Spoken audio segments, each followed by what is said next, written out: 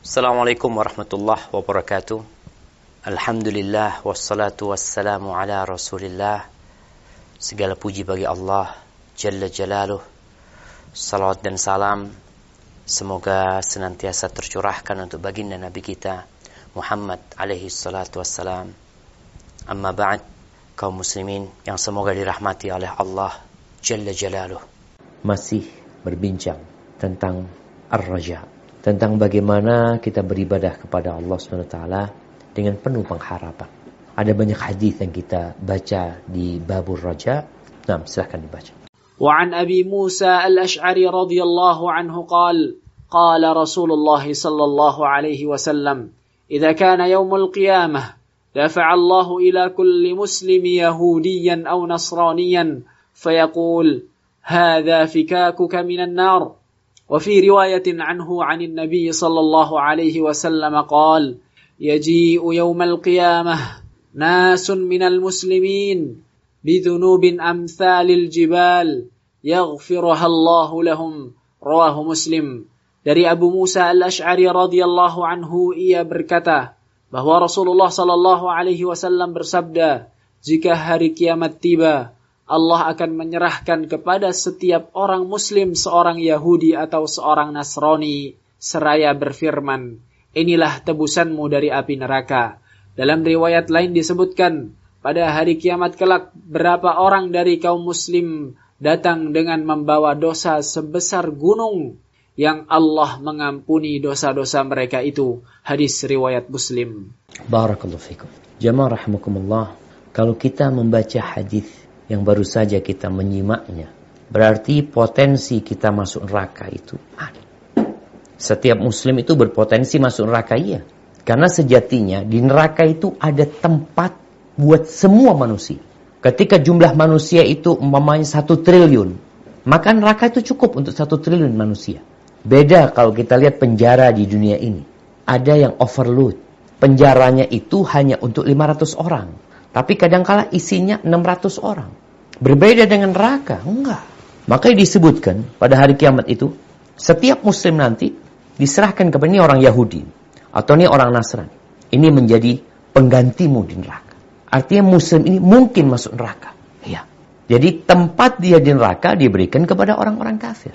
Dan setiap manusia itu juga punya kesempatan masuk surga. Sebagaimana dalam hadis Al-Bara' bin Azib yang mencerita tentang alam kubur, ketika ditunjukkan kepada dia tempat dia di surga. Ini tempatmu di surga. Tapi karena engkau nggak taat, akhirnya dikasih tempat di neraka. Begitu pula dengan seorang muslim. Bukan berarti jumlah umat Islam setara dengan jumlah orang kafir. Enggak, tadi udah kita bahas tuh. Dari setiap 1000 orang, 1 yang masuk surga. Namun ini untuk memberikan kebahagiaan kepada seorang muslim. Bahwa engkau kalau nggak taat, kau tuh masuk neraka. Tapi Allah Azza wa Jalla mengampuni dosa-dosamu. Kemudian dia dimasukkan ke surga, yang orang-orang kafir masuk ke neraka. Lalu di akhir hadis Rasulullah SAW menyebutkan tentang adanya orang-orang yang membawa dosa sebesar gunung. Dia bawa tuh dosa. Terus gimana nanti pada hari kiamat? Subhanallah, Allah mengampuni dosa-dosa. Allahu Akbar. Betapa maha pengampunnya Allah Azza wa Jalla. Engkau membawa dosa sebesar gunung dengan syarat kau tidak melakukan kesyirikan, ada harapan diampuni sama Allah SWT. Tapi kalau engkau membawa pahala sebesar, bukan dosa. Tadi kita bicara orang-orang itu membawa dosa sebesar gunung. Kalau engkau membawa pahala sebesar gunung, pahala solatmu, pahala hajimu, pahala umrohmu, tapi engkau melakukan tindakan kesyirikan, habis semua. Yang ini bawa dosa sebesar gunung diampuni, yang itu membawa pahala sebesar gunung, pahalanya hilang. Gara-gara apa? Lakukan kesyirikan. Allah Azza wa Jalla mengatakan, وَقَدِمْنَا إِلَى مَا عَمِلُوا مِنْ عَمَلٍ فَجَعَلْنَاهُ هَبَاءً مَنْثُورًا. Kami hadirkan tuh, kami datangkan dari perbuatan-perbuatan soleh mereka. Lalu kami jadikan debu yang berterbangan. Gunung besar itu jadi debu. Nggak ada gunanya.